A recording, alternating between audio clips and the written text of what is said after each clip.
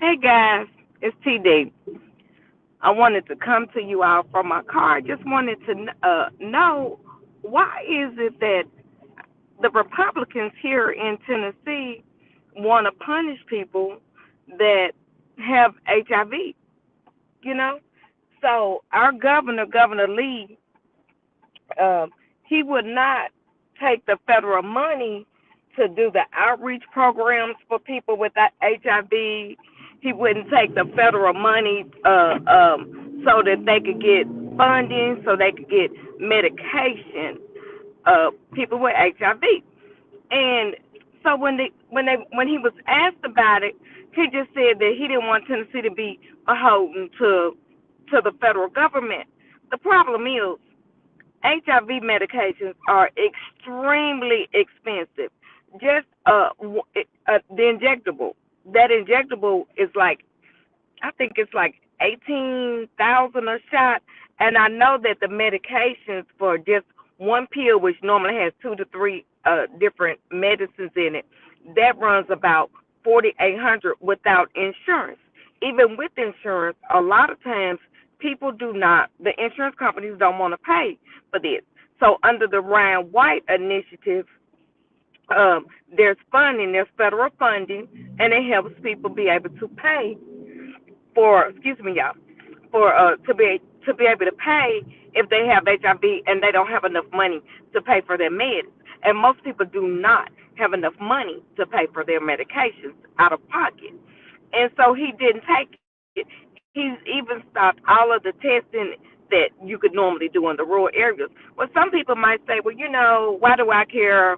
I'm not gay. It's going to just affect the gays. No, that's not how it works. I can tell you, as somebody who's worked in HIV for over 18 years, especially now here in Tennessee, they have a new policy that it started about maybe 2, 3 years ago, right before COVID, so maybe 4 years ago, that if you're pregnant, all new moms are to be tested uh, when they're during their pregnancy and while they're first pregnant for HIV.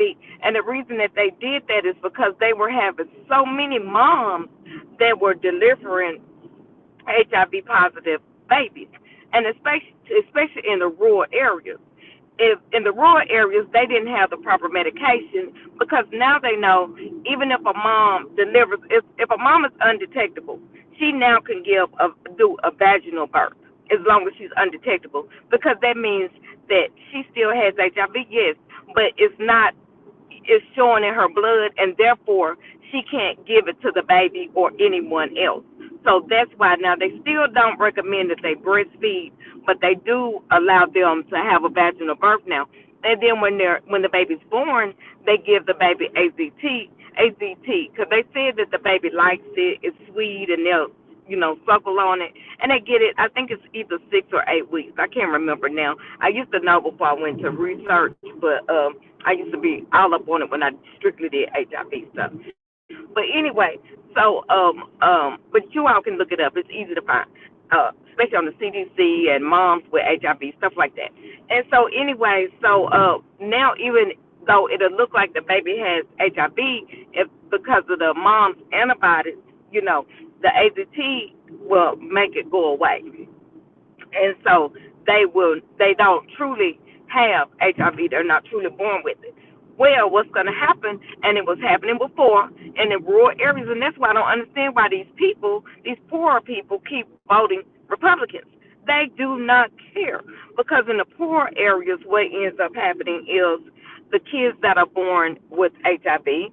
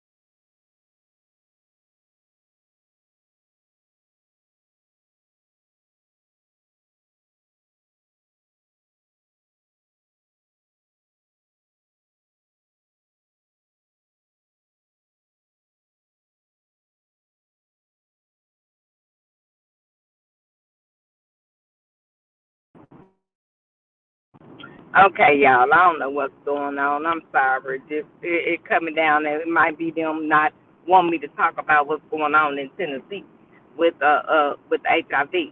But what I wanted to say, this, and I'm gonna wrap it on up. So one of the main things is, you all, we have to advocate for people to have HIV medicine. There is no reason in 2023 that any baby should be born with HIV. There's absolutely no reason at all. And one of the main things is, yeah, sometimes the mom won't take her medicine, but the majority of the time she does not know that she has HIV unless she gets sick. And so we've got to make sure and advocate for these medicines to stay free, or almost free with Ryan White, because HIV is not a disability.